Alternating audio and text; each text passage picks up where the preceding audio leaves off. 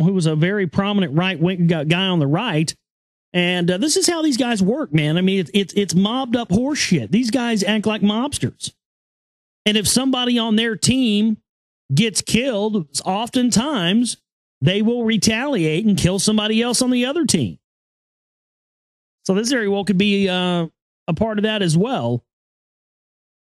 And the plot thickens. See, nobody's even talking about this one. We've had yet another strange and interesting death. And nobody's even talking about this. Ashley Turton, former Hill staffer, dies in car fire. Ashley Turton, former chief of staff to Representative Rosa DeLauro, a Democrat from Connecticut and wife of White House liaison to the House of Representatives Dan Turton, was found dead in her car Monday morning. Now, we need all of you researchers out there, all of you busy beavers who like to do research and look in and find the connections, to start looking into this this person, Ashley Turton, Turton, and her husband Dan Turton, Turton, and see if we can come up with some connections to any of this stuff. Because again, here's another strange death. Turton worked as a lobbyist for the Raleigh, North Carolina-based utility giant Progress Energy. According to the D.C. Fire and Metropolitan Police Departments, Turton's car was discovered ablaze in a row house garage, presumably the Turton home at the 800 block of A Street, southeast near Eastern Market. Metropolitan Police Lieutenant Nicholas Brule said that there is a joint investigation into the cause of the accident. Homicide detectives have been called to the scene. This could just be a freak accident, and that's why we're crossing our I's and dotting our T's, because it is a little freaky, and we need to figure out why. But there is no indication that there is a crime. Neighbors said the fire started at about 5 a.m. Brule said that fire officials were at the scene 2 minutes after the neighbors dialed 911. When the fire was extinguished, firefighters discovered Turton's body inside of the car. At 9 a.m. Monday, 2 fire trucks were at the scene in addition to nearly half a dozen police cars.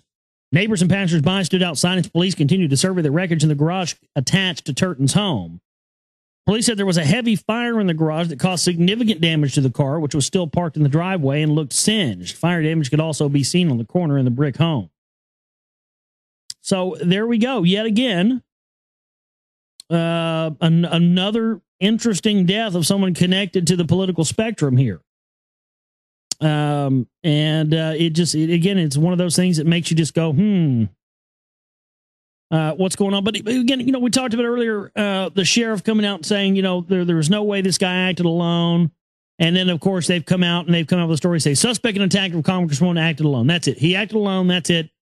Let's close the books on this now. But, man, oh man, it continues to be interesting, and things continue to play out. I mean, you just can't help. We talked about, at the end of 2010 now into the beginning of 2011, how things felt like there was an exponential ramp up coming. And, of course, I think that has been proven. I mean, there's just all kinds of weird shit going on, man. Weird stuff. Like, well, listen to this. A man who claimed he was seeking, quote, the portal to hell, repeatedly stabbed 2 women early Friday after they noticed misplaced items in their backyard and opened the door to a shed where he was staked out.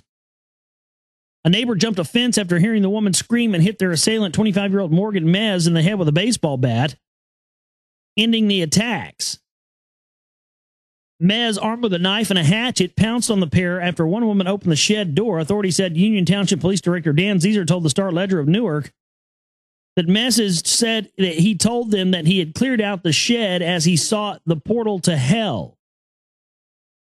What the fuck is going on here? This guy's looking for a portal to hell in his shed in the backyard, and all this other crazy shit's going down.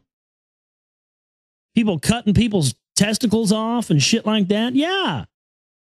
I'm not even kidding you. There's all these testicle cutting stories. People getting their nuts cut off lately. People cutting each other's nuts off and all weird shit. Like, what's up with that? I swear there's been like 2 or 3 castration stories that have come out of the past few weeks.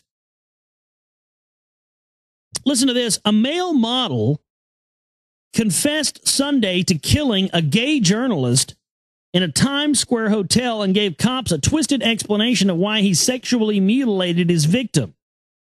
Renato Sabrea, 20, told cops that he used a corkscrew to sever 65-year-old Carlos Castro's genitals as a way to cure the older man of his homosexuality.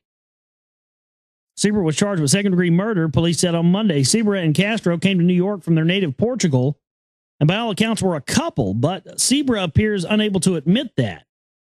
He said that he did it to get rid of Castro's homosexual demons. Police believe the two men had dated for several months, even though Seabra's family insisted the tanned hunk is straight. My son was not Carlos Castro's lover. From the beginning, he never had his sexuality, which is heterosexual. It's just weird.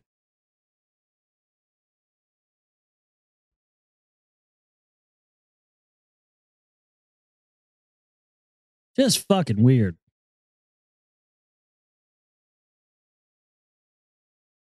Oh, and did you guys hear about this? I found this interesting as well. We're talking about this gun op over the weekend with Giffords. You know, the initial reports came out, and I thought that was suspect as well. The initial report came out and said that she was dead. And then they came back later and said, no, she's not dead. The bullet went through her brain, but she's still alive. And now listen, and apparently there was a surgeon on hand, and there was a guy that was on hand, and he was able to, perform something and was able to save her life.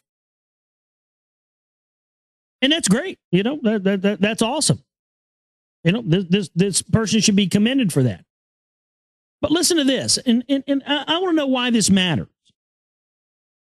I mean, this just blows my mind. Man who saved Representative Gifford's life is openly gay. Okay, great. Who gives a fuck? What does it matter? What, we're supposed to laud this guy and treat him like a hero because he saved her life and he was gay? Oh my God, that makes him 20,000 times the hero he would have been otherwise. Had this just been a straight person who saved her life, well, we wouldn't even be talking about this. You wouldn't even hear about this guy. Oh, but oh my goodness, what the fuck does it matter whether this guy was gay or not? Who cares? Who gives two shits of a motherfucker if this guy putts from the rough or not? I don't. What does it matter?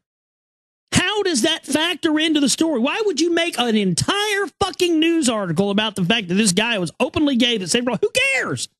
He saved a life. Commend him, give him a medal, give him an award. But what does it matter whether or not he was gay or not? Because he was gay, that makes what he did better or more important? Jesus Christ. The man credited with saving the life of a U.S. Congresswoman who shot at point-blank range Saturday morning is openly gay. Who cares? Who gives a fuck? Hernandez is a member of the City of Tucson's Commission on Gay, Lesbian, Bisexual, and Transgender Issues. Who cares if he was fucking gay? Who cares if he was a Peter Puffer? It does not fucking matter to me. But again, you could see how this whole thing is designed to be a political issue. To divide left and right, to further enrage the right wing, because now, you'll have all the Tea Partiers and the hate mongers. Well, that goddamn, well, what is he? Let me see. I don't want to make any. Oh, yeah, well, he's obviously Mexican. There's a picture up here. That goddamn spick Mexican probably got here illegally. Gay fag spick Mexican, probably Jew too. Save that goddamn commie liberal's life. I should have killed him too, sent him back to Mexico, white power. And look, I just find that interesting too, that there was a photo op with this guy. I mean, what are the odds that this guy would be, get a photo op with Giffords at some point? And there he is, wearing her t-shirt, and then he just happens to coincidentally be the one that saves her from dying. And then coincidentally, it just happens to be that he's Mexican. And that was the whole issue, was that, Giffords was going to basically, give blanket immigration in Arizona. And she was really pushing for that. Oh, and boy, how convenient is that for the intelligentsia? That it just so happens that the guy that saved her life not only was a Mexican, but he was also homosexual. Boy, that just fills the heart of all left-wing liberals all over the globe, doesn't it? Wow. That's just unbelievable. Unbelievable. And then, of course, the whole thing with, oh, yeah, she was on Sarah Palin's hit list, her political hit list, and had crosshairs over her name, blah, blah, blah, blah. This whole thing, it reeks of political subterfuge. It's exactly what it is. And these type of events are initiated by these mind control slaves and subjects in order to move around pieces on the political chessboard. Nothing more. That's really what this all boils down to.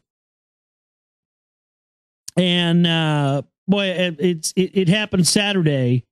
Today is Monday. I'm just now talking about this, and I'm already sick of talking about it. Really, I really am. I'm already sick of talking about it. Unfucking believable. All right, well, we are going to take a break, come back, and get into more news. Love to hear from you today. This is The Global Reality right here on The Global Reality.